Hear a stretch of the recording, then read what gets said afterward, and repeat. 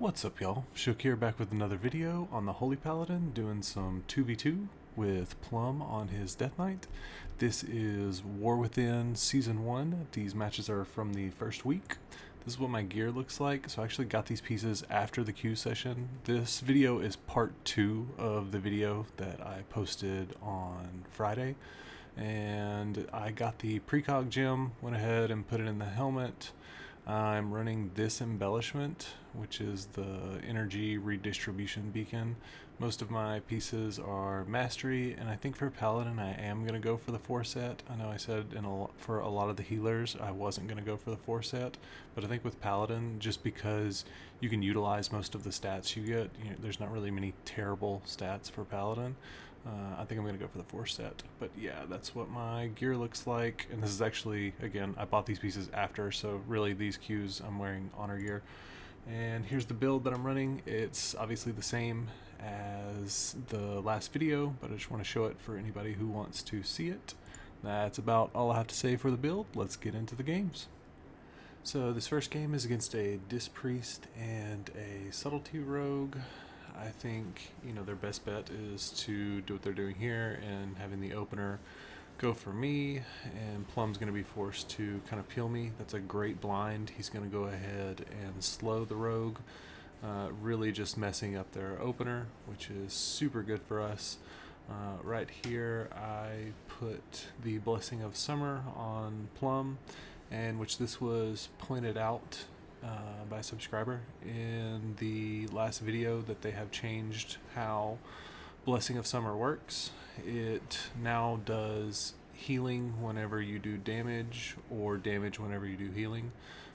So really I want to put it on myself if I want to have like the burst as I'm like healing Plum. Kind of an interesting change. Gives it a little bit more utility. Now you can use it as kind of healing. Like I can throw it on Plum and he can negate some of the goes just by doing a bunch of damage. So really interesting, and thank you to the subscriber that pointed that out, because I definitely missed that change. And let's see here, they're opening, it looks like I'm LOSing the Disc Priest, but he is doing a bunch of damage here. It's weird. I don't really know like what Subtlety's big go looks like now, because when I looked at his breakdown after this match, it looked very similar to what an Assassination Rogue damage looks like. Right here I don't have bubble available, and I'm trying to hold everything that I can, but it got really risky there. You can see Plum go ahead and peel me. I am able to recover. We did use a Blessing of Protection. We don't have bubble, and again, I think this is just the play for them, is to try and CC Plum and just run me down. It's just the best strategy. If I can get a drink, you can see I'm just kind of spamming. I have dots on me, but if I can get back as much mana as I can, just kind of spamming it. The Disc Priest will eventually not be able to catch up if dampening gets too high, which is kind of what we're hoping for. We're just trying to last until dampening.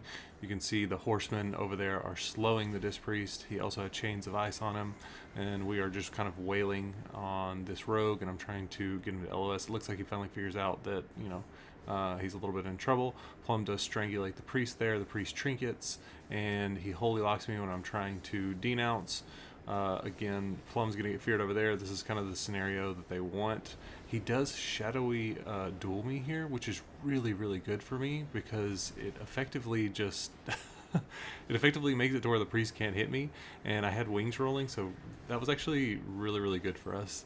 Kind of not a good time to use shadowy duel, in my opinion. This next one is against a Resto Shaman and a Subtlety Rogue. It was kind of weird how we were fighting so many rogues back to back, but you gotta keep in mind this is over the course of the entire queue session. Like I said, this is part 2 of the video from Friday. So this is what I don't think that you should do. I think opening on Plum is just a mistake. He has so many buttons to where he can try and live the opener, and I think Resto Shaman is significantly worse than Disc Priest. I'm not saying the player, I'm talking about the class. I actually think this Resto Shaman played really well. But yeah, and so now they don't have Shadowy Duel. Their opener was kind of goofed a little bit. I blinded the rogue over there. I don't know if he got a re-stealth.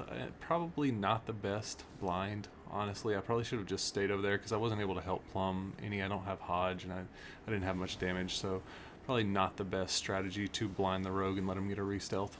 Right here, he opens on me. It looks like the shaman knocked me away from the rogue, which was kind of good. Plum does grip him. He's going to slow him just to kind of peel for me here. Me and the shaman are kind of on equal mana. It looks like Plum's just kind of running. He's getting slowed by the rogue. I'm going to denounce the rogue here, and it's going to be the same thing. Like, the kill target is going to be either of them. We're just going to swap around. It looks like we got Cloak there, maybe. He has his kick back up. Shadowy Duel comes up in 35 seconds, so we just want to make sure that, you know, Plum doesn't get caught in like a full just Shadowy Duel bomb, etc., etc., because he can get 100 to 0 if he doesn't have IBF or Trinket. So right there, I Hodge the shaman. He does Trinket the Hodge, so he will be a susceptible kill target. It looks like the rogue did use Shadowy Duel pretty much off cooldown. Plum was able to deal with it. I'm getting back all my mana, so I'm going to go to full mana here. So now, in the long run, we should be able to win on mana as well. We still have both Blessings of Protection available. We have Blessing of Sacrifice available. I do go ahead and use a Blessing of Protection on Plum there, and it looks like the rogue's just going to swap off. I kind of thought that he would just have the shaman purge it and he would stay on him. He swapped back though. There's the denounce. These are some of Plum's cooldowns. It looks like he did get an Ascendance proc, or that might be the real Ascendance. And yeah, it's the real Ascendance. Oh, no, it wasn't. It was an Ascendance proc. Interesting. So he got a long Ascendance proc there, and it looks like Plum, they're doing big damage to Plum right here. He's going to AMS, and it kind of just chewed through AMS there. But I think we still have all the pressure. We're still ahead on mana.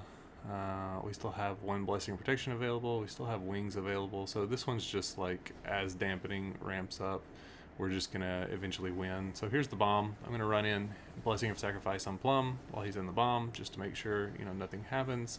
I do go ahead and pop Wings here. I Hodge the rogue out of LOS of his shaman, and now I'm going to blind him since he doesn't have Trinket. Cast Tears Deliverance, and Plum's going to get a bunch of pressure on the shaman. I'm going to run over here and try and do a little bit of damage to help Plum.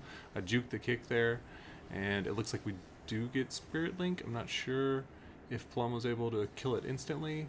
We have Bubble available, so I'm not really worried about him killing me. I'm kind of just like letting him think that he can kill me so he won't peel for his shaman. I'm going to Barrier of Faith here, and again, it looks like the shaman's about to go down. He realizes it too late, and he goes over there to Shadowy Duel to try and peel, but it's already over. This next one is against an Assassination Rogue and a Preservation Evoker. I think this comp is way, way, way, way better, not only because the Preservation Evoker, but Assassination just does quite a bit of damage right now. I do have ways to take off Mark for Death, but yeah, it's still really tough. And again, I don't know, those are the first two sub-rogues that we've even faced. Most of them have been Assassination, so maybe sub is better. I'm not sure. So right here, he does use the Mark for Death. I'm going to bop it off just because that's his 2-minute cooldown, and it's a really big one. What I don't want to happen is the Preservation Evoker kind of free casting on me. Unfortunately, he just gets to do whatever he wants when he has Nullifying Shroud. We don't really have an offensive purge, and we can't pump too many things into it to basically get it off. Right here, it looks like Plum does get them in the double blind. He's going to start doing damage. This is kind of his go. He grips the rogue back. The Preservation Evoker uses Dream Projection, and he's going to go over here and disintegrate me. He's just going to do big damage. As you can see over here to the left side, if you're watching the damage breakdown, he's almost doing as much damage as his rogue, which is just, that's crazy for a healer. And he's getting mana back while doing it, so Disintegrate does give him a little bit of mana back, as well as the Emerald Communion. So right here, he goes for the Fire Breath. I'm going to get stunned. I am going to trinket that full stun this time. We have 53 seconds left on Mark for Death, so that'll be, you know, kind of their next go. And unfortunately, they are getting a lot of pressure even without that. I'm trying to kind of recover here. I need to go cast Tears Deliverance. They're just running me down. You can see Plum kind of trying to slow them. I really want them to basically focus on Plum here for a second. So they do, they turn, and they're going to try and hit him. I'm going to cast Blessing of Winter on myself to get a little bit of mana back. You can see how far behind I am on mana. It looks like Plum does get caught in that full stun. I'm going to run over here and try and hodge the Preservation Evoker. I didn't see that he was immune, so kind of unfortunate. I think after this Q session, when I queued with my shaman and all that stuff, I did have big debuffs on, which is really, really helpful, especially when there's so many Preservation Evokers out there. It can be super, super helpful just having big debuffs. It's an add-on that I definitely recommend downloading. It just makes stuff like that, just you don't make as many mistakes whenever you can see Nullifying Shroud and just a big giant square above people's heads. So right here is the mark for death. We are running low on mana. It's getting really, really sketchy. We have no bubble available. I did Divine Toll to get that Daybreak. I am going to Aura Mastery here for the damage reduction, trying to freedom myself just to run away from the rogue. Plum is going to smack the dragon over there, and we are far enough into dampening where he will be able to scare this dragon at this point. So I'm trying to just hold the rogue away over here. I do have a Blessing of Protection available. I juke the kick here, and it looks like Plum is starting to get big pressure on the dragon. I'm going to Divine Protection, and it looks like the rogue's going to go over there and try and peel. So right here, I'm going to go for a drink because I do have that buff available. You can see the rogue debating on back and forth of what he wants to do. I have dots on me, so you can see I'm just spamming the drink over and over again to try and get those ticks. I don't really want to use my Blessing Protection to take those dots off, so I'm just trying to get back as much mana as I can. I throw the Blessing of Summer on Plum so he can, you know, basically heal himself there. And it looks like I was going in for the Hodge, but wasn't quick enough for the Nullifying Shroud, so I held the Hodge. I think I used it maybe on the rogue there. It looked like he dispelled him. There's the bomb on me, so I am now completely Remember, still have Blessing Protection, so if I have enough MP5 here in a second, I will be able to cast Blessing Protection. I want to be away from the Evoker when that happens, so I'm just running over here to the edge, and you can see me spamming Blessing Protection, waiting for that mana to come back, and I do go ahead and use it right here, but the Disintegrate does go through it. I'm just trying to get around the corner. Wings does come available, so I'm going to pop Wings, use one of my infusion procs, and it looks like the Herald of the Sun is going to heal me a little bit. I am casting my heal. You can see him coming here trying to stop me. I'm right around the corner. He does use Rescue. He does stop me, but I get a little bit of mana back, and it looks like Plum's going to get the double blind. We're going to recover here, and we're going to take him down. I'm going to Hodge off that blind. Yeah, crazy, crazy game. This one, Preservation Evoker, is just so much tougher than the other two. And yeah, let me know what you guys think about these games, if you enjoyed them. And going to be posting maybe part 3 or maybe just a different Q session later in the week.